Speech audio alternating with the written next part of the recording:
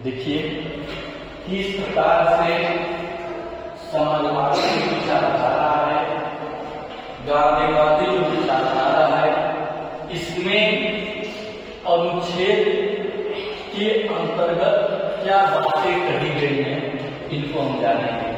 ठीक है, समाजवादी विचारधारा में अनुच्छेद 46 जो है, अनुच्छेद 46 जो है, ये राज्य के नीति निर्देशक तत्व है, 36 से लेकर के 51 तक। इसमें राज्य के नीति निर्देशक तत्व को 3 भागों में बांटा जाता है, एक समाजवादी, एक गांधीवादी और एक उदारवादी।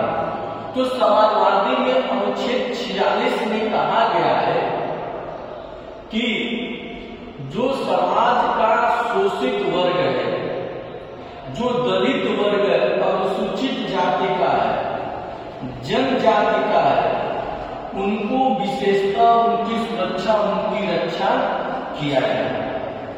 राज्य को चाहिए कि अगर अनुसूचित जाति पर, जनजातियों पर अगर किसी बाहरी तत्वों का उन पर अत्याचार होता है तो राज्य सरकार उनकी सुरक्षा करे। अनुच्छेद 46 कहता है राज्य सरकार की जिम्मेदारी होती है कि अपने राज्य के सबसे कमजोर वर्ग के जो लोग हैं उनकी सुरक्षा करना राज्य सरकार की है। इसीलिए उसी की तरह SC/ST एक्ट बनाया गया, जिसमें उन जाति सूचक अगर नाम ले लेने पर, जाति सूचक शब्द कह देने पर उन पर SC/ST नाम की धारा लगाई जाती है। क्यों? क्योंकि अनुच्छेद 46 में कही गई बातों की सुरक्षा करने के लिए। अगर कोई अनुच्छेद 46 का विरोध करता है तो धारा तुरंत SC/ST काम कर जाएगी, तुम गलत कर रहे हो, अनुच्छेद 46 नहीं करता है। अब हम आएंगे आपको लेकर के अनुच्छेद 47 पर। अनुच्छेद 47 पर राज्य का अधिकार ये है, राज्य को ये करना चाहिए कि जितने पेय पदार्थ हैं उन पर अंकुश लगाए, क्योंकि राज्य में अगर भूखमरी का एक कारण है तो वह शराब है।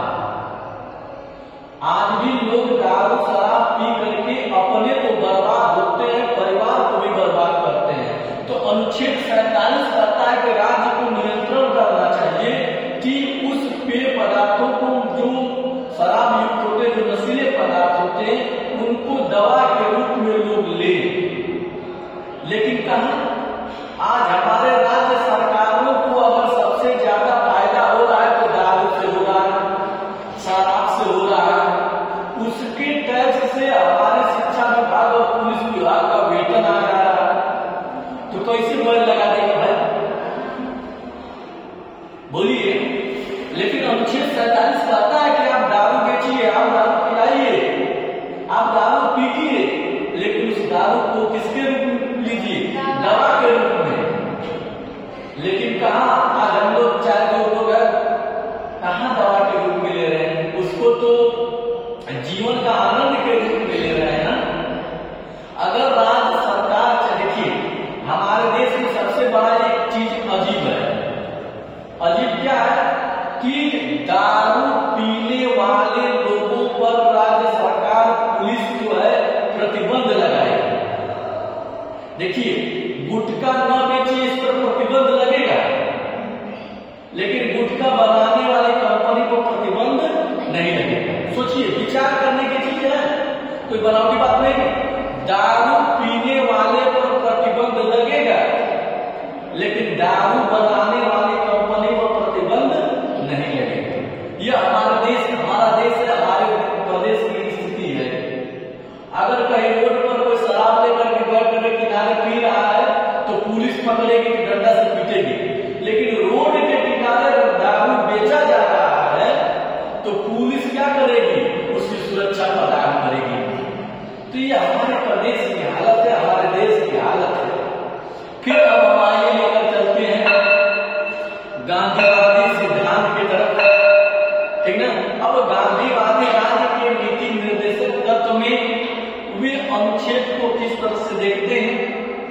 अनुच्छेद जो 40 है, अनुच्छेद 40 में यह कहे गए हैं कि ग्राम पंचायत को स्वायत्त शासन दे दिया जाए और ग्राम पंचायत अपने गांव को अच्छे विकास मुखी की तरफ ले जाएगी। अनुच्छेद 40 में यह कहा गया है। लेकिन ठीक आज उल्टा हो रहा है। अगर किसी ग्राम पंचायत को, किसी ग्राम प्रधान को अगर स्वायत्त शासन करने के लिए अगर व्यवस्था दे दी जाए तो सबसे पहले अपना शासन व्यवस्था सुदृढ़ करेगा, अपने आप को पहले खुलेगा, फिर बाद में जनता के बारे में सोचेगा। लेकिन ऐसा 40 में नहीं, 40 में नहीं कहा गया। 40 में कहा गया कि ऐसा स्वायत्त शासन व्यवस्था की जाए जिससे ग्राम पंचायत का भला हो। अनुच्छेद 43 में कहा गया, क्या कहा गया? हाँ, अनुच्छेद 43 में यह कहा गया, गांधी जी का मानना था कि गांवों में कुटीर उद्योग की स्थापना, छोटे छोटे लघु उद्योगों की स्थापना हो जिससे गांव के लोग एक जगह से दूसरे पलायन न करें। अगर सच में गांव में गौशाला बन जाए, अच्छे से सूत काटने की मशीन मिल जाए, अच्छे से सब्जी मंडी बन जाए, अच्छे से अनाज भंडारा बन जाए, तो सच बता रहे हैं शहर के लोग गांव में आना शुरू कर देंगे। गांव के लोग जो पलायन कर रहे हैं, सब व्यवस्था रहते हुए भी नहीं जाएंगे। तो गांधी जी की यह सोच थी कि गांव में कुटीर उद्योगों की क्या हो, स्थापना है। अनुच्छेद 46 में गांधी जी कहे कि जो हरिजन, जो अनुसूचित जाति के लोगों को गांधी जी ने हरिजन कह करके पुकारा था। गांधी जी ने क्या पुकारा था? हरिजन। जो हरिजन, जो दबे कुचले, जो शोषित वर्ग के लोग हैं, इन लोगों की सुरक्षा राज्य सरकार करे, इन लोगों की व्यवस्था राज्य सरकार करे, जिससे कि ये नीचे दबे उठ करके अगली पंक्ति में आए। यह गांधी जी की 46 का विचार था। गांधी जी चाहते थे कि ऐसे लोग, देखिए भारत देश है, बहुत सारी चीजों की कल्पना की गई, लेकिन परिकल्पना कुछ तैयार नहीं हुआ।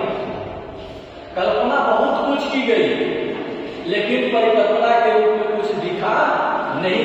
तो इन हरिजन अनुसूचित जनजाति के लोगों की सुरक्षा की जिम्मेदारी अनुच्छेद 46 में मिली है। समझ रहे हैं ना? मिली है, लेकिन सुरक्षा प्रदान नहीं हो पा रहा है। प्यारे बच्चों, आप कहीं देखेंगे समाचार पत्रों को उठा करके, तो कहीं कहीं देखने को मिल जाता है कि दलित का बेटा घोड़े पर बारात लेकर जा रहा था, तो बगल के गांव के लोग, उच्च वर्ग के लोग कूट कूट करके पीट डाले। मिलता है कि नहीं? सुनने को मिलता है। दलित का बेटा घोड़ी पर चढ़ के जा रहा था, तो बगल के गांव के उच्च वर्ग के लोग उसको मार डाले। गाजीपुर में भी ऐसी घटनाएं हुई है। तो यह अनुच्छेद 46 का उल्लंघन हो जाता है। अनुच्छेद 46 कहता है कि ऐसे दबे कुचले लोगों की सुरक्षा किया जाए, उनके सम्मान बढ़ाया जाए, उनके अगली पंक्ति में लाया जाए। लेकिन ऐसा होने वाला नहीं है, क्योंकि हम भारत देश के निवासी हैं, हम भारत देश के लोग हैं।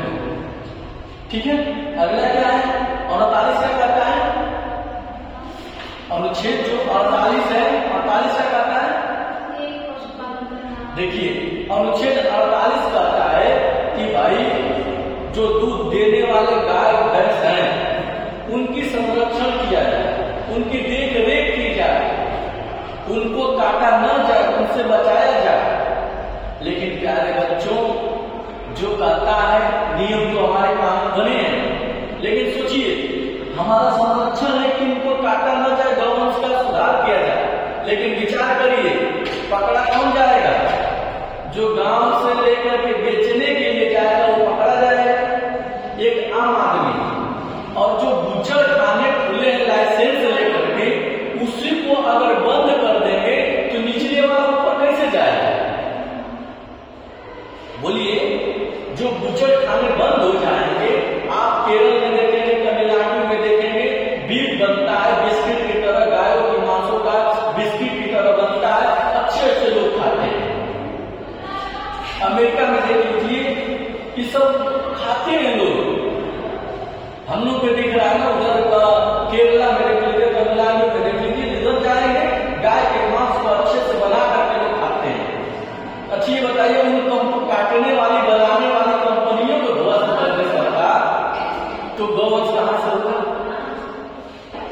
तो यह भारत देश से कहने का तात्पर्य है कि जहां से समस्या का जड़ का उत्पन्न है, जहां समस्या होती है उस समस्या को नहीं दब बनाती है, जहां समस्या का अंत मतलब कि जब चरम पर पहुंच जाता है तो उसी को समाप्त करती है भारत अपने देश की अपने राज्य सरकार। आप देख लीजिए हमारे प्रदेश में गौशाला बने गायों का संरक्षण के लिए।